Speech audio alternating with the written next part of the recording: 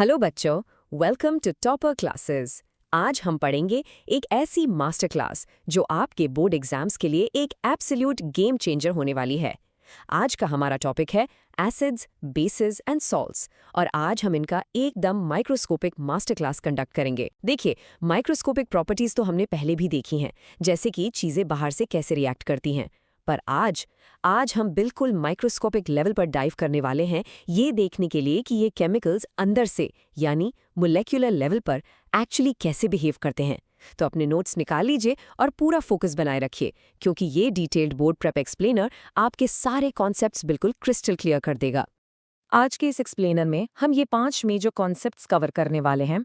हम स्टार्ट करेंगे non metallic oxides and bases से, फिर देखेंगे कॉमन ट्रेट्स इन एसिड्स, उसके बाद acids in water solutions, then bases and alkalis explained, और लास्ट में हम कवर करेंगे द केमिस्ट्री ऑफ डाइल्यूशन। तो चलिए बिना किसी डिले के शुरू करते हैं हमारा पहला topic, non metallic oxides and basis. पिछली क्लासेस में हमने क्लियरली पढ़ा था कि metallic oxides naturally basic in nature होते हैं। पर तब क्या होता है जब हम एक नॉन मेटालिक ऑक्साइड को किसी बेस के साथ रिएक्ट करवाते हैं? यहाँ देखिए, जब हम कार्बन डाइऑक्साइड, जो कि एक नॉन मेटालिक ऑक्साइड है, उसका रिएक्शन कैल्शियम हाइड्रोक्साइड के साथ करवाते हैं, जो कि हमारा एक बेस है, तो हमें प्रोडक्ट्स में क्या मिलता है? Salt and water. अब जरा रिकॉल कीजिए बच्चों, सॉल्ट एंड वाटर हमें और किस रिएक्शन में मिलते हैं? एग्जैक्टली, जब एक एसिड और एक बेस आपस में रिएक्ट करते हैं तभी तो सॉल्ट और वाटर फॉर्म होते हैं, राइट? जिसे हम न्यूट्रलाइजेशन रिएक्शन कहते हैं। तो इस ऑब्जर्वेशन से हम क्या कंक्लूड कर सकते हैं? ये स्ट्रिक्टली प्रूव करता है कि non metallic oxides are acidic in nature. Since ये एक बेस के साथ रिएक्ट करके न्यूट्रलाइजेशन दिखा रहे हैं, इनका खुद का नेचर एसिडिक होना ही पड़ेगा। आइए बढ़ते हैं आगे और एक्सप्लोर करते हैं हमारा second topic, common traits in acids. अब हम आखिर इस चैप्टर के माइक्रोस्कोपिक व्यू में आगे बढ़ रहे हैं, ये फाइंड आउट करने के लिए कि आखिर वो क्या चीज़ है जो सभी एसिड्स को उनकी ये यूनिक केमिकल प्रॉपर्टीज देती है। तो यहाँ एक डायरेक्ट क्वेश्चन आता है, what do all acids and all basis have in common? ये एक क्लासिक बोर्ड एग्जाम क्वेश्चन है जो रिपीटेडली पेपर्स में आता है। ऐसी कौन सी फंडामेंटल सिमिलैरिटी है इन कंपाउंड्स के बीच में? इस क्यूरियोसिटी को सॉल्व करने के लिए आइए एक बहुत ही फेमस कंडक्टिविटी एक्सपेरिमेंट को डिटेल में एनालाइज करते हैं। आइए इन एक्सपेरिमेंट रिजल्ट्स को देखते हैं। इलेक्ट्रिक करंट को आप एक डिलीवरी सिस्टम समझ लीजिए। अब इस सिस्टम को चलाने के लिए डिलीवरी एजेंट्स की जरूरत होती है। केमिस्ट्री में इन डिलीवरी एजेंट्स को हम आयंस कहते हैं। जब हम हाइड्रोक्लोरिक एसिड यानी HCl सोल्यूशन या सल्फ्यूरिक एसिड का सोल्यूशन लेते हैं तो बल्ब ग्लो करता है। इसका मतलब इनके पास प्रॉपर डिलीवरी एजेंट्स यानी आयंस प्रेजेंट हैं। पर अगर हम ग्लूकोज सोल्यूशन या अल्कोहल सोल्यूशन यूज करते हैं तब we see no conduction, bulb बिल्कुल ग्लो नहीं करता। इसका रीजन क्या है?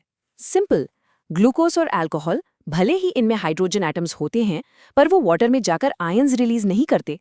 उनके पास इलेक्ट्रिक करंट कैरी करने के लिए वो डिलीवरी एजेंट्स है ही नहीं। आइए इन टर्म्स को ठीक से क्लियर कर लेते हैं। कैटायन का मतलब होता है पॉजिटिवली चार्ज्ड आयन और एनायन का मतलब होता है नेगेटिवली चार्ज्ड आयन।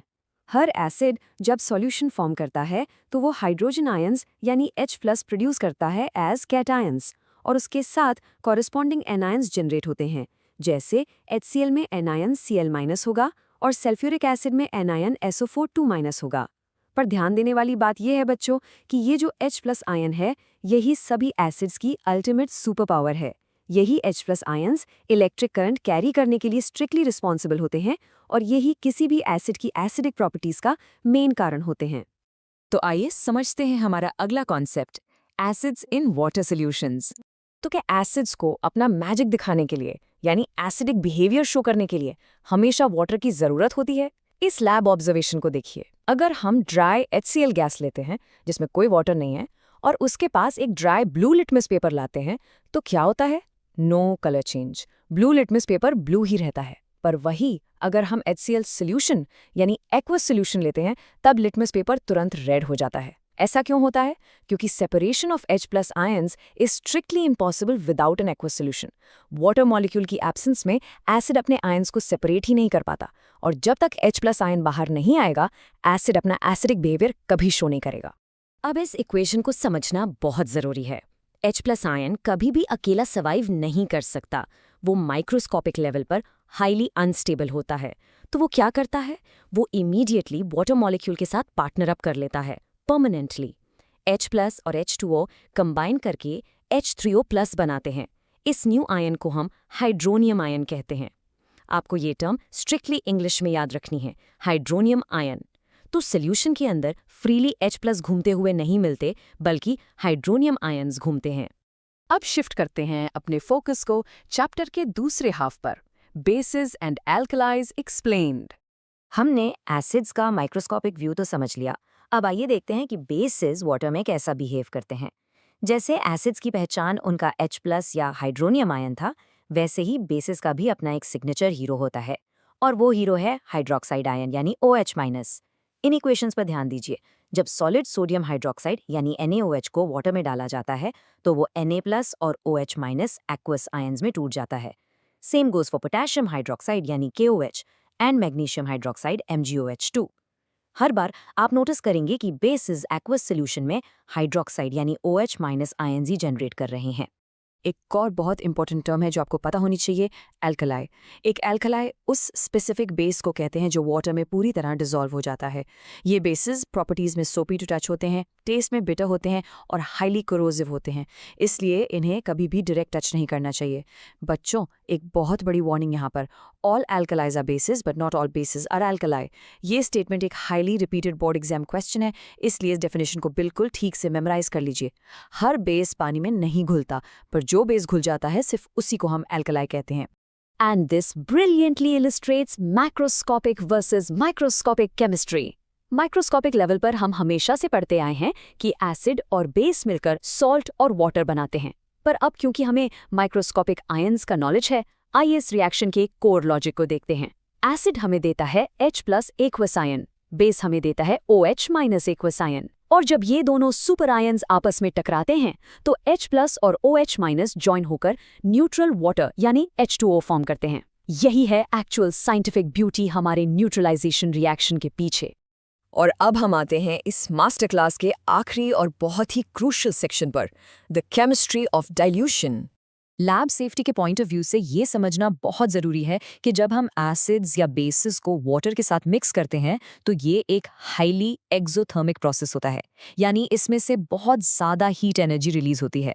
इसलिए डाइल्यूशन करने का एक बहुत स्पेसिफिक और सेफ तरीका होता है। हमेशा बीकर में पहले वाटर लेना चाहिए, फिर उस वाटर में कॉन्सेंट्रेटेड एसिड को स्लोली एकदम ड्रॉप बाय ड्रॉप ऐड करना चाहिए और कॉन्स्टेंट स्टरिंग करनी चाहिए।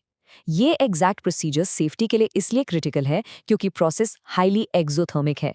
अगर आपने गलती से इसका रिवर्स कर दिया, यानी पहले कॉन्सेंट्रेटेड एसिड लिया और उसमें ऊपर से वाटर डाल दिया, तो एकदम से इतनी ज़्यादा हीट जनरेट होगी कि मिक्सचर सिवियर स्प्लैशिंग कर सकता है, आपको केमिकल बर्न्स हो सकते हैं और एक्सेसिव लोकल हीट की वजह से ग्लास बीकर ब्लास्ट होकर टूट भी सकता है। इसलिए गोल्डन रूल याद रखिए, always add acid to water, never water to acid. Lab safety को समझने के बाद आइए अब डिल्यूशन की स्ट्रिक्टली टेक्निकल डेफिनेशन को देखते हैं। डिल्यूशन एक ऐसा प्रोसेस है जिसमें हम एसिड या बेस को वाटर के साथ मिक्स करते हैं, जिसकी वजह से कॉन्सेंट्रेशन ऑफ आयंस यानी H3O+ या OH- ions per unit volume decrease हो जाती है। आप इसको ऐसे समझ लीजिए कि सोल्यूशन पहले बहुत क्राउडेड था, बहुत सारे आयंस एकदम पास पास थे। जैसे ही हमने और वाटर ऐड किया, टोटल वॉल्यूम बढ़ गया और अब उन्हीं आयंस की क्राउडेडनेस या डेंसिटी पर यूनिट वॉल्यूम कम हो गई है। इसे ही प्रैक्टिकली एसिड या बेस का डाइल्यूट होना कहते हैं। और इसी कॉन्सेप्ट के साथ हमारी आज की टॉपर क्लासेस की ये मास्टर क्लास अपने एंड पर आती है। पर जाने से पहले हम आप सभी बच्चों के लिए एक बड़ा ही प्रोवोकेटिव क्वेश्चन छोड़कर जा रहे हैं। सोचिए, अगर डाइल्यूशन करने से आयन कॉन्सेंट्रेशन डिक्रीज होती है तो इस एग्जैक्ट मैकेनिज्म का सोल्यूशन के पीएच लेवल पर क्या असर पड़ता होगा? क्या पीएच बढ़ता है या घटता है? इस बारे में अपने अगले स्टडी सेशन के लिए जरूर रिसर्च कीजिए। उम्मीद करते हैं आज के सारे माइक्रोस्कोपिक कॉन्सेप्ट्स आपको थॉरली समझ आ गए होंगे। Keep revising, keep practicing for those words and हम आपसे मिलेंगे अगली क्लास में। Happy studying.